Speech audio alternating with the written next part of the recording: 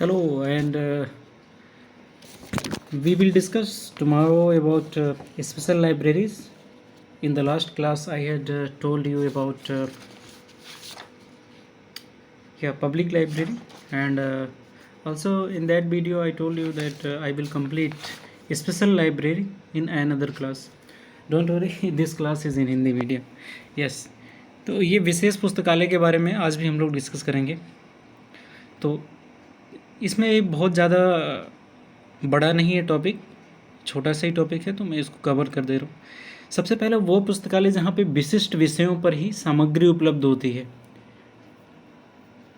उसे हम बोलते हैं विशेष पुस्तकालय। अभी आप समझना पड़ेगा कि ये विशिष्ट विषय क्या होते हैं, तो आगे हम समझेंगे। और ये जो विशेष पुस्तकालय है, इसका जो विकास हुआ सेकेंड वर्ल्ड वार के बाद हुआ। अब इसका सेकेंड वर्ल्ड वार के बाद ही क्यों हुआ? आप लोग जानते होंगे कि द्वितीय विश्व युद्ध के बाद संयुक्त राष्ट्र संघ जैसे संस्थाएं आईं, और उसके बाद सामाजिक, आर्थिक और राजनीतिक या सांस्कृतिक हर क्षेत्र में और एक बहुत तेज़ी से परिवर्तन हुआ, बहुत ही जल्दी परिवर्तन हुआ। इसलिए कुछ जैसे विशिष्टीकरण हो गया। जैसे एक आईएएस ऑफिसर होता है, वो किसी भी फील्ड में विशिष्ट नहीं होता, मतलब वो किसी भी चीज़ में स्पेशलिस्ट नहीं होता है। कई ऐसे डॉक्टर्स होते हैं, जैसे एमडी होते हैं, वो कुछ विशिष्ट नहीं होते हैं, उनका कुछ स्पेशलाइजेशन नहीं होता है।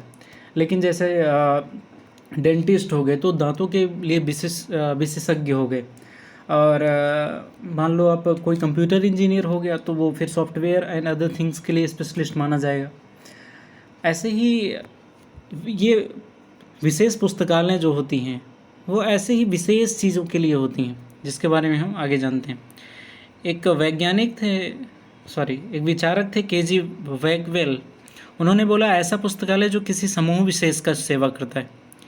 अब ये समूह विशेष क्या है? जैसे किसी प्रतिष्ठान के कर्मचारी हो गए, कहीं के एम्प्लॉय हो गए, किसी शासकीय विषय के कर्मचारी हो गए। अब शासकीय विषय मतलब होता है एडमिनिस्ट्रेटिव सब्जेक्ट, इससे रिलेटेड कोई भी एम्प्लॉय हो गया, या किसी भी व्यावसायिक अनुसंधान के कर्मचारी हो गए और उसके सदस्य।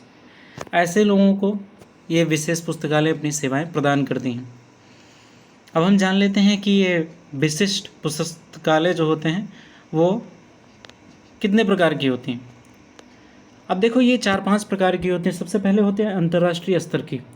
अब अंतर्राष्ट्रीय स्तर की जो संस्थाएं होती हैं, कुछ ऐसी संस्थाएं जैसे WHO हो गया, अभी उसका काफ़ी ज़्यादा चर्चा है इस कोरोना पीरियड में, सारे लोग ही जानते हैं उनका नाम। यूनेस्को हो गया, UNO हो गया, और WTO। ऐसी जो संस्थाएं होती हैं, इनकी एक विशिष्ट पुस्तकालय होती है। अब कोई साधारण व्यक्ति तो जाकर वहाँ यूनाइटेड नेशन ऑर्गेनाइजेशन में लाइब्रेरी यूज़ नहीं कर सकता। वहाँ पे रिसर्च वगैरह जो करने वाले हैं या उस संगठन से जुड़े हुए लोग हैं, उनके लिए स्पेशल लाइब्रेरी होती है। उसका दूसरा होता है राष्ट्रीय स्तर की विशिष्ट पुस्तकालय।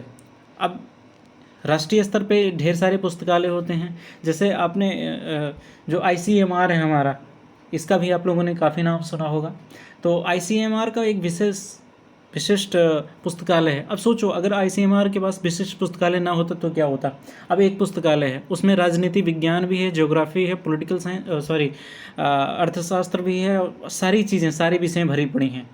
लेकिन अब मेडिकल स्टूडेंट्स को क्या चाहिए? मेडिकल से related topics, theories, books, research papers, magazines, all things. अब उन्हें पॉलिटिकल साइंस का बुक देकर क्या होगा? कुछ भी नहीं। इसीलिए उनको एक विशिष्ट पुस्तकालय प्रोवाइड किया जाता है।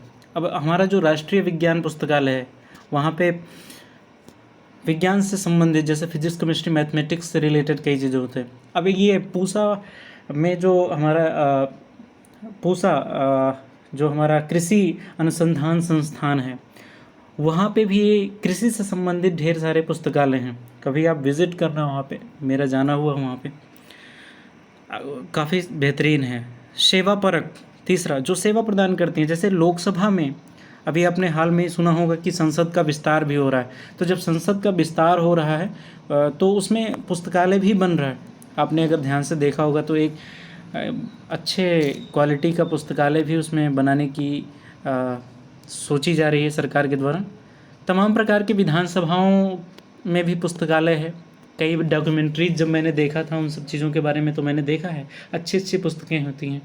कई ऐसे अच्छे नेता अक्सर जो ये हमारे पॉलिटिशियंस कोट करते हैं, अक्सर आपने देखा होगा कि लोकसभा, राज्यसभा या विधानसभा में वो लोग अपनी बातें रखते हैं, तो एक एक पूरा उनके पास पेज होता है, उस पर वो लिख कर लाते हैं। तो ये जो पर्सनल सेक्रेटरीज होते हैं, ये सारे लोग नोट्स वगैरह उसको बना कर देते हैं, उन्हें जवाब भी देना पड़ता है, तो उनके लिए एक स्पेशल लाइब्रेरी होते हैं, विशिष्ट पुस्तकालय। अब प्रलेखन केंद्र भी होते हैं। अब जैसे पूसा में ही स्थित है ये राष्ट्रीय मानक केंद्र, वहाँ पे जैसे 1 किलोग्राम में कितने ग्राम होंगे, तो ये कैसे तौलोगे आप? तो अभी उसका जो मेथड है वो सारी चीज़ें उसमें स्टोर करके रखी जाती हैं। तो राष्ट्रीय मानक पुस्तकालय हो गया, या मानविकी से रिलेटेड जो भी पुस्तकालय होती है वो भी विशिष्ट क्षेत्र में आती है। अगला होता है विशिष्ट पुस्तकालयों का राष्ट्रीय संगठन। अब ये किस लिए बना दिया गया राष्ट्रीय संगठन? आपने देखा होगा कि मजदूर संगठन भी है, वकीलों का भी संगठन है। कुछ दिन पहले आपने देखा होगा कि पुलिस वाले भी मांग कर रहे थे, जब उनकी पुलिस और वकीलों से लड़ाई हुई थी, तो उन्होंने बोला कि अब हमारा भी एक संगठन होना चाहिए। लेकिन हालांकि उनको मना नहीं कर दिया, उन्हें मना कर दिया गया था, उनका कोई संगठन नहीं है।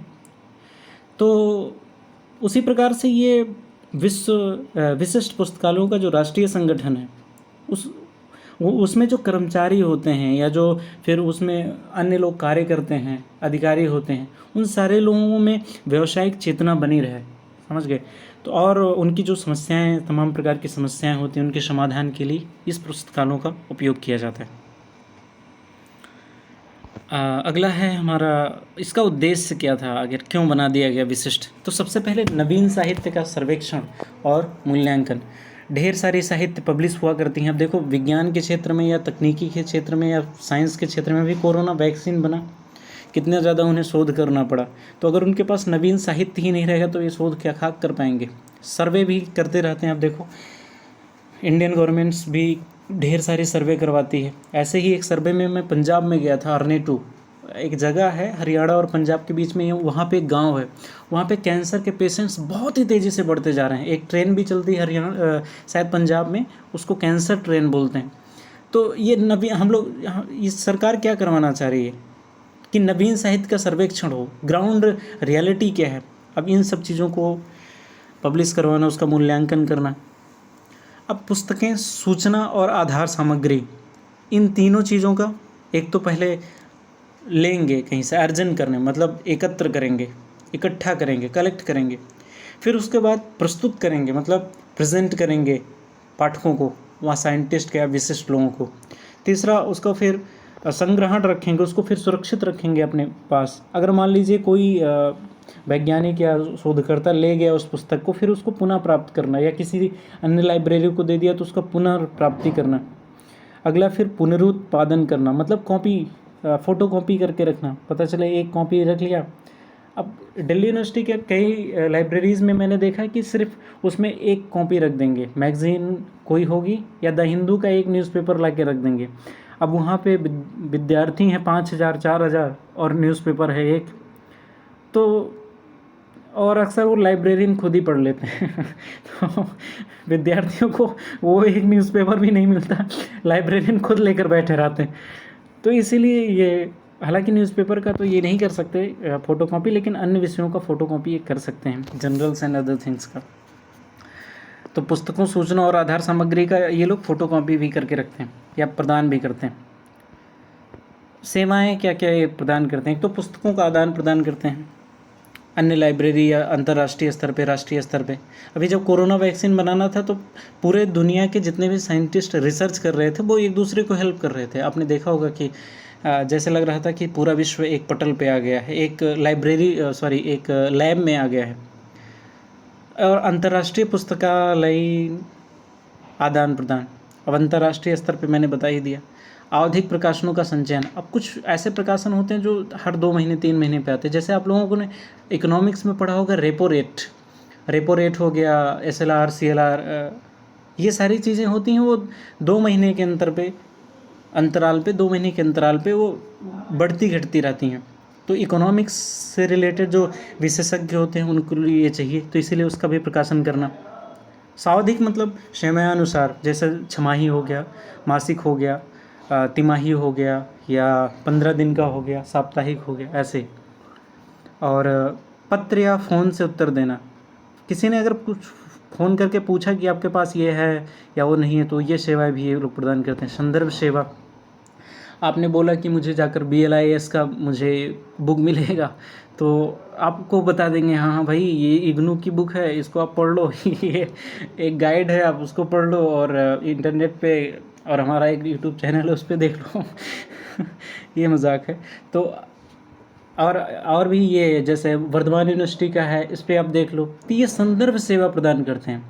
संदर्भ कहाँ से आप स्रोत कलेक्ट कर सकते हो। अगला छठा है सामयिक जागरूकता सेवा। अब लोगों को एक जागरूक भी करते रहते हैं। जागरूक करना इन द सेंस कि नई चीज़ आई तो लोगों को बता दिया, बस यही जागरूकता मतलब, और कुछ नहीं होता। अन्य पुस्तकालयों से भी समन्वय करते हैं, मतलब अन्य पुस्तकालयों से भी पूछते हैं भाई आपके यहाँ कुछ नया है, तो इन्होंने बोला नहीं आपके यहाँ है कुछ नया, हाँ मेरे पास है ले लो। तो ये समन्वय होता है, एक पुस्तकों का आदान प्रदान, सूचना का आदान प्रदान और संदर्भ का आदान प्रदान, आधार सामग्री का आदान प्रदान। तो ये रहा हमारा विशिष्ट पुस्तकालय। इसमें PhD नहीं करनी है, बस इतना ही छोटा टॉपिक है। हाँ, डिजिटल पुस्तकालय ये जो है बड़ा टॉपिक है, तो इस पर मुझे और मेहनत करना पड़ेगा, रिसर्च उसमें बुक में भी देखना पड़ेगा, और कई चीज़ें बुक में भी मुझे समझ में नहीं आ रही। तो देखते हैं, इसको मैं अगले वीडियो में कवर करता हूँ डिजिटल पुस्तकालय को। धन्यवाद, खुश रहें आप लोग।